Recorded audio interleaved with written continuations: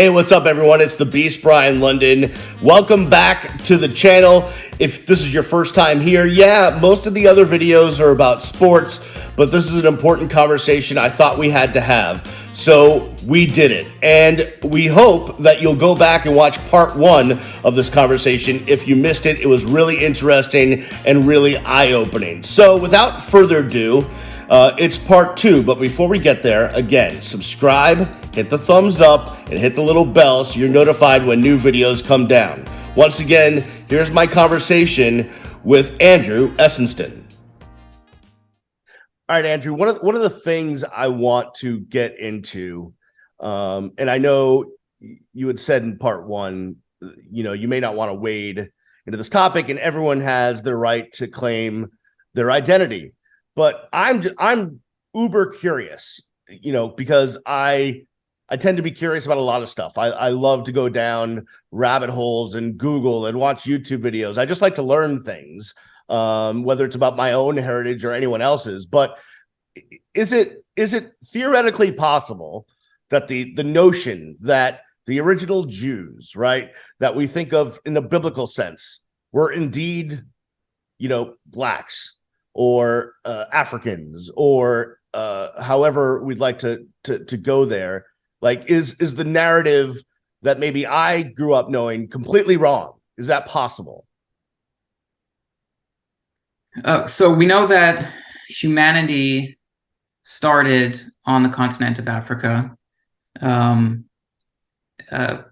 We also know that the Bible is not a reliable historical document. Certainly, there's archaeological evidence to support certain stories in the Bible, but most historians will tell you that if just because something is mentioned in the Bible as having happened, that doesn't mean it actually happened or happened in that way. When we talk about race is a social construct, a modern social construct. And so it is rather strange to claim that ancient people belong to a specific race, because that's not how society was organized. I should say civilization was organized back then. It was about tribal affiliations. So we wouldn't say that they were black in a racial sense. Did they have darker skin than Jews of European descent? Sure. I mean, I don't think that's up for debate. But there's also the question of what does it mean to be a Jew? And so there's even this debate within the Jewish world at large about who's in the tent and who's outside of the tent. So if Ye, when he said black people are actually Jew, if he meant that in a religious sense, clearly that's not accurate, right? I mean, black people, as we discussed earlier, do belong to the Jewish faith, but not all black people are Jewish or profess to belong to the Jewish community. If he meant that in a tribal sense, as Jews being from the tribe of Judah, which was one of the 12 tribes of Israel, on the surface, that wouldn't make much sense either, because, with the diaspora that I was talking about, after the Assyrians conquered Jerusalem and the Israelites were sent into exile, that comprised 10 of the 12 tribes, and they dispersed throughout the world over generations, of course. And Judah was one of the tribes that was not conquered. And so Judeans from the tribe of Judah remained, for the most part, in the land of Israel, the historical land of Israel. So to get back to this idea, are all black people Jews? I think I know a lot of black people find that idea offensive as well, as white Jews, because Black people follow many traditions and many faiths. Okay, so it's important to say that Ye and Kyrie are not spokespeople for Black people. They don't represent all Black people, and as I indicated, they may not, in fact, be Hebrew Israelites. So they don't speak for all Hebrew Israelites either. This is their personal conviction, and no one has really pressed them on what they meant, or to back up those claims with any kind of evidence. So, as I understand it, right, as an Ashkenazi Jew, a Jew of Western European descent, right, I can go on, the various websites, and I can find my elders, going through what is now Ukraine or Lithuania and Russia. I can trace it back 5, 6, 7, 8 generations into Western Europe. Like, obviously my original last name back there was not London. That's not a very Western European name. It was Melmed, actually. I can go look at that. But further back than that, science gets a little bit iffy. We don't exactly have the documents before of all of that stuff. But as I understand it, Ashkenazi Jews basically came from a region around Turkey, and then migrated into Western Europe, and then spread out to wherever they spread out. But maybe that's just all been a story I was told, and it's not true. Is that wrong? Am I wrong? Is my entire identity just a complete fabrication of stuff? Yeah, it's interesting you say that, because I feel like that's the goal of radical Hebrew Israelites, is to make white Jews like me and you question our identity. And I don't think we should give into that. I'll speak for myself, and you can say more about your identity if you wish, but I was raised in a certain tradition, and that's how I know I'm Jewish, because of the stories and the customs that were passed down to me from my parents, and that my parents received from their parents received from their parents.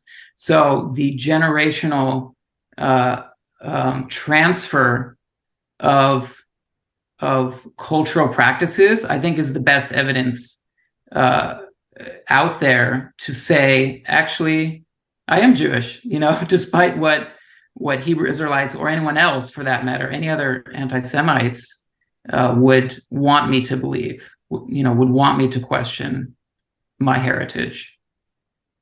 Yeah, I agree with you. There's also this thing, which is, as you mentioned earlier, as Jews, we've gone through our struggles over the generations, struggles that almost many other peoples have gone through, right? Especially in coming to the United States. Italians, Irish, Catholics went through struggles, but it's one of those things where I'm not sure that anyone going back however many generations would want to claim to be Jewish and then all of a sudden face what came with that on the negative, right? So I don't know how that narrative would get out there that us that are white Jews or Ashkenazi Jews are somehow, faking it because we're making it, kind of a thing. Because it's not something that you would want to just hey, let me leap into this and face anti-Semitism. That's a good point. And to return to this idea that Ye and Kyrie are promoting, that Black people are the real Jews. Kyrie said it slightly differently. He said, I can't be anti-Semitic if I know where I come from. Right. And this is also an idea that Ronald Dalton, the director of the film, has been promoting. In fact, on Twitter, he posted a press release kind of defending himself and defending his film, as not being anti-Semitic because he identifies as being from Shem, which was one of Noah's sons. This predates Jacob's 12 sons, right? The tribes of Israel. I would say that the statements that Ye and Kyrie have been making kind of play on represent a kind of rhetorical game in a way. Whether or not they actually believe that they are Hebrew Israelites is not so important. What they're actually saying is, you people who identify as Jews and who are white aren't who you say you are. Okay, and so this is deeply problematic. So it seems to me that Ye and Kyrie don't actually want to be Jewish or profess to be Jewish. They want to lay claim to this glorious history that's recorded in the Torah as part of their quest for identity.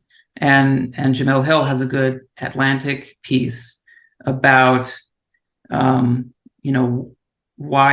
this is problematic. That it's part of a history of Black men searching for their real identity, and during the course of that search, making spurious claims and anti-Semitism is often ingrained in that quest for identity, and so she points out why that's so problematic. In my 25 years of being in sports media, developed a lot of close relationships with athletes.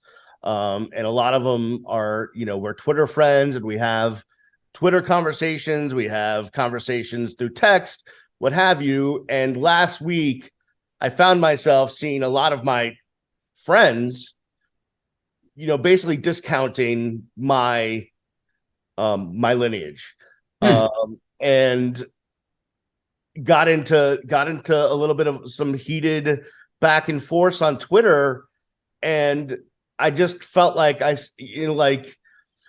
man, this is wasn't where I expected to be in 2022, I guess. Mm-hmm.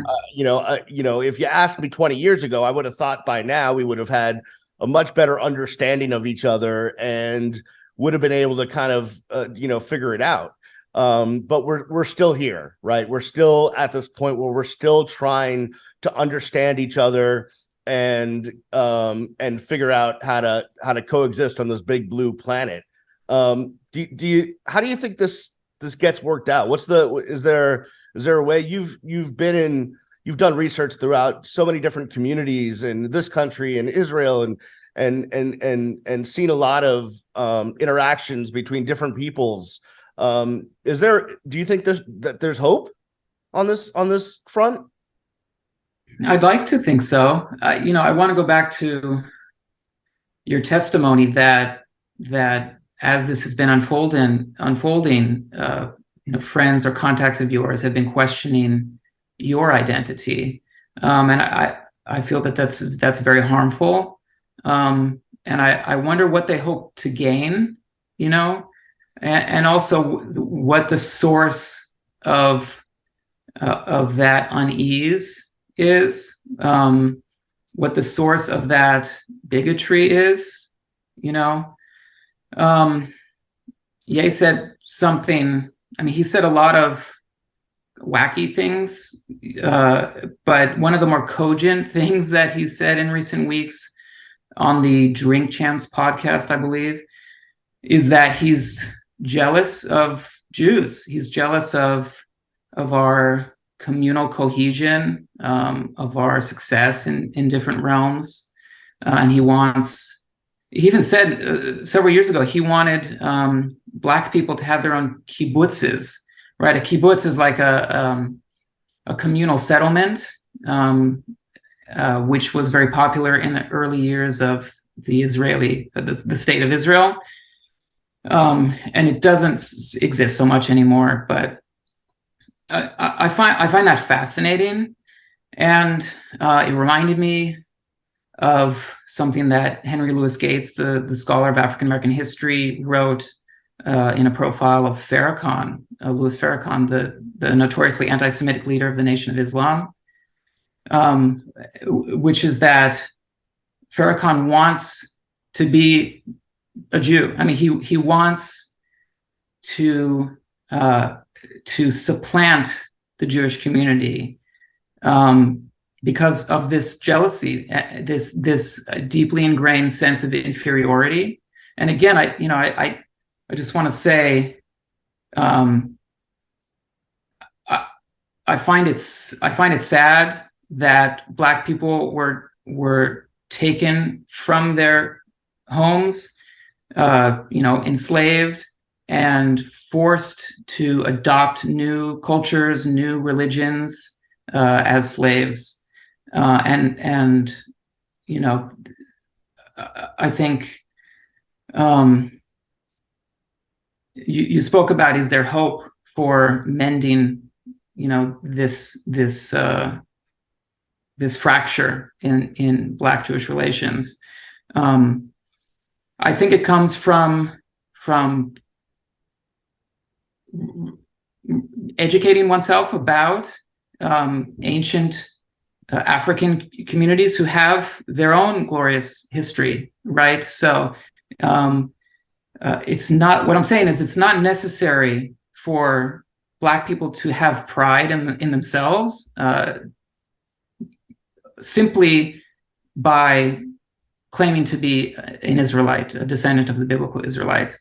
That there are many ways that Black people can feel a sense of heritage and can have a strong identity without, appropriating Jewish history and Jewish culture. And so I hope that, through all of this, more people get curious about where they come from, and also that more dialogue happens between members of the communities. You and I'm mindful of the fact that we are two white Jews talking about an issue that affects, people who don't look like us and people who don't hold the same views as us. Sure. And so, maybe you'll speak with Black people who have a different opinion than I do. Maybe you'll speak with a Black Jew who also has a unique take on this. And I think that's something we should all do, that we should seek out perspectives from others who are not actively denying our own identity. Yeah, that makes a lot of sense. Andrew, I really appreciate your time. Man, it's such a tough topic, and it's not going to get solved or worked out in 45 minutes to an hour. That's not how it's going to work, but there's a place to start somewhere. And I think we're doing that by having a conversation. Tell the viewers what you're working on and what's going on, and where they can find you on social media. Yeah, I'm working on a book on the history of the African Hebrew Israelites of Jerusalem. This is a specific community of Hebrew Israelites based in Dimona, Israel. And I lived with them for a period of time and did hundreds of interviews. And I'm compiling all of that material into a book. They are not radical in the sense that they're not promoting anti-Semitic ideas like Ronald Dalton does in his books and his films. They're pretty well integrated into Israeli society. And so if they were actively anti-Semitic, obviously that wouldn't be possible. Israel is the Jewish state. And so they serve in the Israeli military, and their children go to Israeli schools. And while they do hold ideas and opinions that are outside of what is considered acceptable within mainstream Judaism, they certainly are closer and in fact view Jews as their brothers and sisters. And so it's a fascinating community. I could talk about them forever, but I'll just say that I've compiled a lot of information about them on my website, and I'm also on Twitter. And I enjoy hearing from readers who are curious about this kind of stuff. I don't have all the answers. I don't call myself an expert on any particular community, because it feels strange to me to say I'm an expert on another group of people who are actively living, these lives and pursuing these various projects, spiritual and otherwise. And I hope that this has sparked some curiosity in viewers, and I will send you links to articles for further reading for those who are interested. Yeah, and I hope once your book is out there, we can do this again, maybe just talk about that and highlight the great research you did and the time and the effort that you put in to compiling all of this information to write what I'm sure is going to be a really great book. Thank you so much, Brian. Thanks for the opportunity to speak about this. I know it's a bit esoteric, and honestly, I'm always surprised when every few years Hebrew Israelites kind of break into public consciousness for one reason or another. Usually it's for some kind of controversy. Several years ago, there was a protest at the Washington Monument, or was it the Lincoln Memorial in Washington, D.C., and some Catholic school kids had gotten into it with some Hebrew Israelites. And so that was a moment also when Hebrew Israelites were on people's radars. And of course, there have been some incidents of violence by people who have been loosely affiliated with the Hebrew Israelite movement. And now we have Ye and Kyrie. And, I just want to emphasize that the movement is for the most part a peaceful movement, and they don't wish ill on the Jewish people. They are simply trying to reconnect with what they believe to be their original heritage and culture. And so there's a lot more information about that on my website. So let people know your web address and your Twitter handle. Okay, yeah, it's just andrewesensten.net. And on Twitter, I'm at Esensten, and we'll put links in the description. All right. Thank you, Andrew. I really appreciate it. Thank you so much, Brian. All the best. Have a good one.